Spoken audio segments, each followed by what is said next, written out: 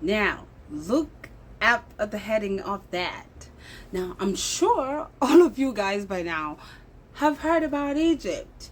Egypt, Egypt, your cup is full. I'm talking to the elite Egyptians. Now, Egypt bans dark archaeology team from the Saqqara necropolis, even though they have been excavating in Egypt for 40 years. Now, what triggered this? What triggered this ban? Okay, they held an exhibition that had, of course, African American musicians, of course, depicting themselves as some ancient Egyptian kings and queens. And that was so offensive to the Egyptians. Okay? And probably one of the most ridiculous statements I've heard. Okay? Now, when the Dutch did, of course, get that response, so a response came from the head of foreign missions, okay, from the Egyptian Antiquities Service, all right? And his statement was that the Dutch archaeologists are actually promoting Afrocentric approach. They're falsifying history by using an Afrocentric approach. I can't even believe this, but let's stop there. Just stop. Right there. Okay? The mere fact that these elite Egyptians are using the concept or the term an Afrocentric approach, guess what it's doing? It's actually saying exactly who they are. So the much more defensive they act, the more they're producing the Streisand effect. For those of you who don't know what the Streisand effect is, the Streisand effect is when you try to conceal or cover something or information, but what it does is that it draws attention to that subject. And in fact, their defensiveness is what got my eyes popping, to see what they're really talking about. First of all, the mere fact that you use the word Afrocentric tells us that you're not African. Egypt is in Africa. It tells us that the people who are much opposed to this view of the Dutch archaeologists are non-African. Africans will always go for a more Afrocentric approach, okay? Because that's us. But if you're not African, you would obviously be anti-African, okay? So what they're actually saying is that we don't want any Africanness associated with us. They're exactly saying who they are. But what's even crazier is that there was further defense of people saying that Egypt has always been studied as a Mediterranean culture, not African. Personally, I think that's a personal problem, and that's an elitist Egyptian problem. Egypt is in Africa. Now, there have been some famous TikTokers, okay, Ivianita and Tiba, okay, who've talked about ancient Egypt, all right?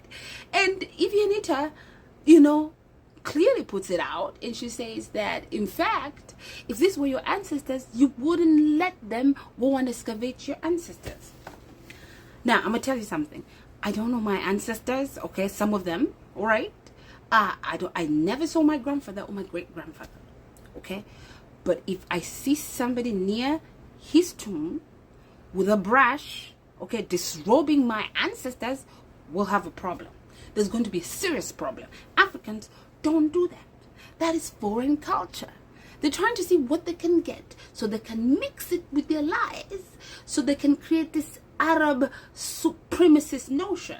And please understand, the same case, this is, I'm going to tell you, these are usually the sentiments of descendants of invaders or DOIs, okay? Or descendants of thieves. This is usually their MO. They'll try to claim the original land as their own. All right? Just the same way they did in South Africa. Okay? The Dutch were claiming, surprisingly, it's Dutch archaeologists that are actually voting for the truth this time. But But what the Dutch did in South Africa, they tried to claim the native land as theirs. And archaeology proved otherwise. Alright? Now, in British East Africa, because the Britain did not want the smoke from the Sultan of Oman, they just willfully gave out East African, the whole 12-mile coastal strip in East Africa. Or was it 10 mile? Gave it to the Sultan of Oman as a gift. You know why? The enemy of my enemy is my friend. So Europeans didn't want the smoke of the Omanis, and they said, man, keep that strip. Just keep it as your own personal property. We'll enslave these ones in the inland. We'll stop the slavery that's coming through sea, but now we'll go and enslave them in the interior. So the British didn't do anything anyway to stop slave trade, but I'm going off on a tangent. Now, to answer Tiba's question and Evie Anita, what is Egypt hiding? We need to ask ourselves that question. Now, through language, and I'm an ardent believer that through language you were able to know the character and worldview of a certain society. Language is an emblem of social behavior.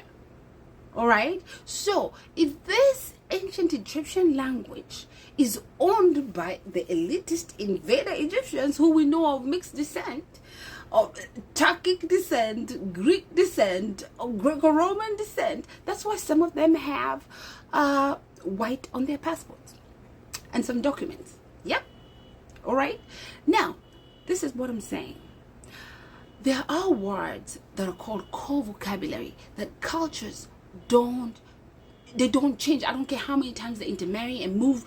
Fundamental terms such as terms for a person, such as terms for knowledge, to see, the sun, basic, core vocabulary. The people don't change.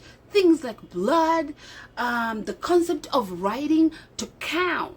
Okay, now let's start with something so simple, and maybe we'll have a glimpse of what these Egyptian elites are hiding. The truth, or should I say the smoking gun, should be in the language, because language is an emblem of social behavior, right? And they say it's Afro-Asiatic, even though Afro-Asiatic doesn't really exist as a category. Based on Dr. Theophille Obenga, please somebody look up his book. Okay, it doesn't really exist because the way they group up, okay, root core vocabulary does not exactly mesh up with what they call as a language group as Afro-Asiatic. For example, I'll show you right here. The word for a person in ancient Egyptian, now I'll give you two scholars, Dr. Theophille Obenga, Fergus, Sharman, and of which have been inspired by people like Sir Alex Gardiner, E.A. Wallace Barge. So I'm going to show you what the name for a person was in ancient Egyptian, and then tell me if these people look even remotely like Hawas. Okay, hang on. So here comes the smoking gun. If you look, according to Dr. Theophille Obenga's book, of which of course he references the other ancient scholars, in a pharaonic Egyptian, Ramut is the name for a person. In Coptic, it's Rome or Romi. In Nuer, that's in Sudan, it's a Nilotic language, Ram is a person. So as a phonetic variation of Ramut. And then in Azer, the Azer language in Mali, you have Reme or Remune for a child. Okay, so you see that these languages in essence are related to the ancient Egyptian language in terms of phonetic variation.